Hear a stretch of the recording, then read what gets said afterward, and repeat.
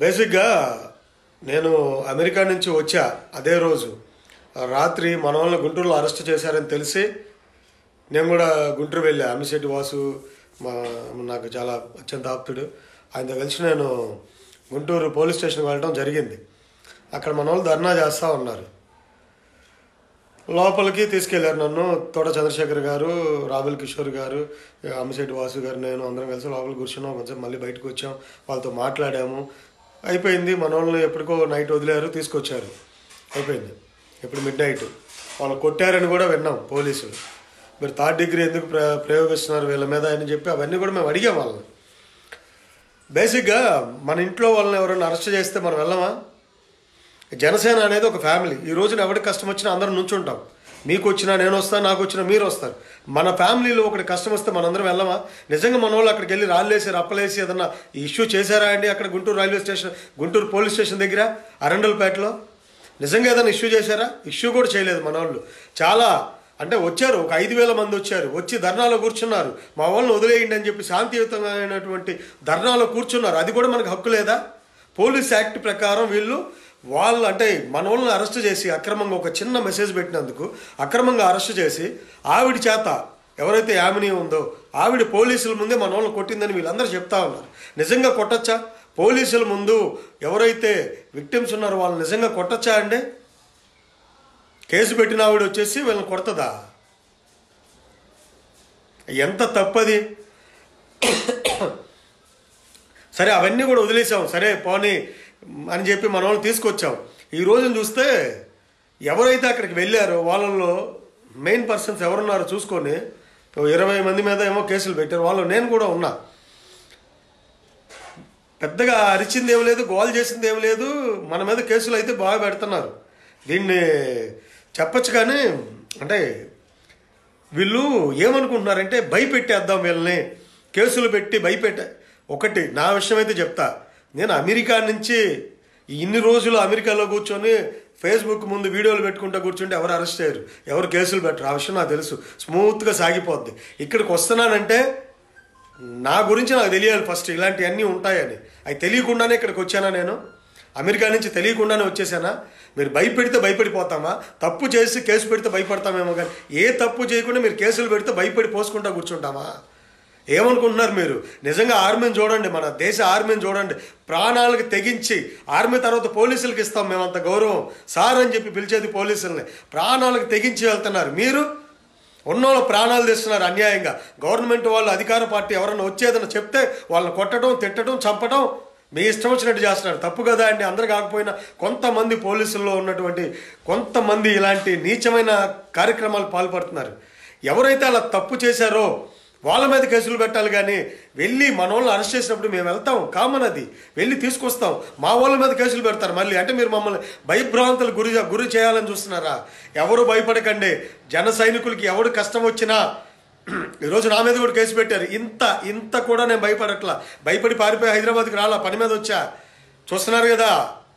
So వచ్చేస్తా, విజయవాడకి వస్తా, కలుద్దాం. మనమే వెళ్ళి ఎవడు భయపడతాం? ఏం తప్పు చేసామని భయపడతాం? మనం భయపడటానికి రాలా, ఇక్కడికి పోరాడటానికి వచ్చాం. ప్రజలకి సమస్యలు ఉంటే పోరాడటానికి వచ్చాం. అదే నాకు ఇష్టం కూడా. ఎవరు భయపడకండి. నేను పవన్ కళ్యాణ్ గారి అభిమానులు అందరికీ చెప్తున్నా, భయపడతారేమో, ఎవరు కూడా భయపడకండి. ఇలాంటి కేసులు మనం ఏం చేయలేము. మనకి మంచి స్ట్రాంగ్ లీగల్ సెల్ ఉంది. లీగల్ సెల్ అంటే గుర్తొచ్చింది, లీగల్ సెల్ వ్యక్తి కూడా వచ్చాడు. ఆయన కూడా ఇప్పుడు మనం అరెస్ట్ చేస్తే లీగల్ సెల్ మెంబర్స్ వస్తారు కదా, ఆయన పేరు కూడా పెట్టేశారు పోలీసులు. నిజంగా గొప్ప వాళ్ళండి వాళ్ళు. ఆవిడెవరో వచ్చి కేసు పెడితే ఇంత రాద్ధాంతం చేస్తున్నారు, మనల్ని అరెస్ట్ చేసేసి లోపలేసి కుమ్మేద్దామని చెప్పి. నిజంగా అన్యాయం అనిపించట్లేదా పోలీస్ వ్యవస్థకి?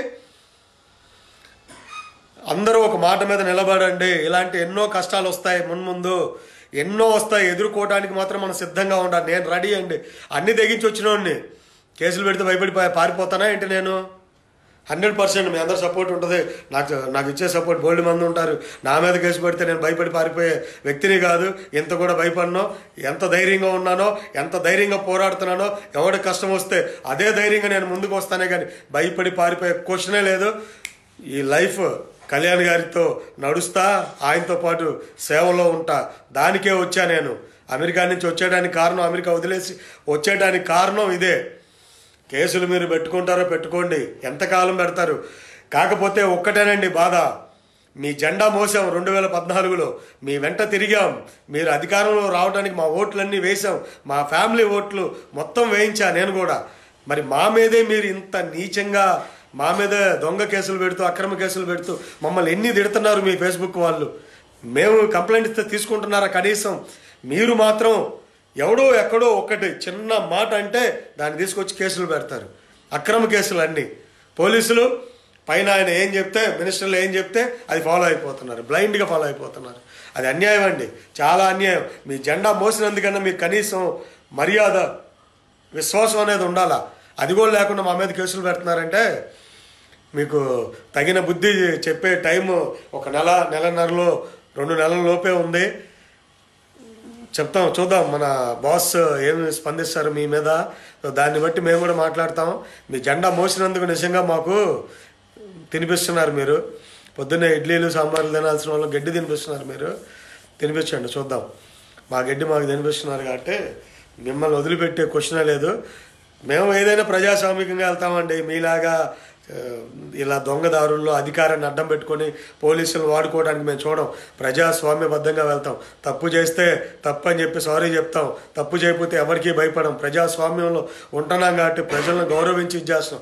దయచేసి అందరూ కూడా ప్రతి ఒక్కళ్ళకి మీరు భరోసా ఇవ్వండి. వీడియోలు పెడతారో, ఎన్ని షేర్లు చేస్తారో, ఏం చేస్తారో చేయండి. మీరందరూ కూడా ప్రతి కార్యకర్తకి భరోసా ఇవ్వండి. ఈరోజు నా మీద కేసు పెడితేనే నేను ఇంత కూడా భయపడకుండా నేను భరోసా ఇవ్వడానికి వచ్చా. నా మీద కూడా కేసు ఉంది, నేనేం కేర్ చేయట్లా, నేనేం పట్టించుకోవట్లా. అది నథింగ్. కేసులు రానివ్వండి, మన లీగల్ సెల్ ఉంది, వాళ్ళు చూసుకుంటారు. అరెస్ట్ చేస్తే చేయనివ్వండి, ఏం చేస్తారో చూద్దాం. ఎన్ని రోజులు అరెస్ట్ చేస్తారు, ఏం తప్పు చేసాం, ఏం చేసాం మనల్ని అరెస్ట్ చేయడానికి. ఏం పర్లేదు, ఎవరు కంగారు పడద్దు. మన లీగల్ సెల్ స్ట్రాంగ్గా ఉంది, అందరు చూసుకుంటారు కాబట్టి ఎవరు కూడా భయపడకండి. అందరూ దయచేసి ప్రతి ఒక్కరు చూసే వాళ్ళందరూ కూడా షేర్లు చేసి లేదా మీరు సొంతగా వీడియోలు పెట్టండి. మన వాళ్ళందరికీ అభయహస్తాన్ని ఇవ్వాల్సిందిగా నేను అందరికీ కోరుతా ఉన్నాను. ఇలాంటి తాటాకి చెప్పులు మనం భయపడాల్సిన అవసరమే లేదు. మనం జన సైనికులం. సైనికుడు అంటే యుద్ధంలో పోరాడేవాడే సైనికుడు. వాడు చావైనా బతుకైనా దాంట్లో వెళ్తాడు, కానీ మధ్యలో వెనుదిరిగి పారిపోయి రాడండి. కాళ్ళు ఇరిగినా చేయి ఇరిగినా చివర తుది శ్వాస వరకు ఉండేవాడే నిజమైన సైనికుడు. మనం నిజమైన సైనికులు అనిపిద్దాం. మనం ఎక్కడ చిన్నదానికి పెద్ద దానికి కూడా భయపడాల్సిన క్వశ్చనే లేదు. మనం అలాగే ఉందాం అని చెప్పి మీ అందరికి నేను చెప్తా ఉన్నాను, సీరియస్గా చెప్తా ఉన్నాను. రేపు వస్తా విజయవాడ, సో భయపడట్లేదు, రేపే విజయవాడ వస్తా. For more updates, please subscribe 99 TV Telugu.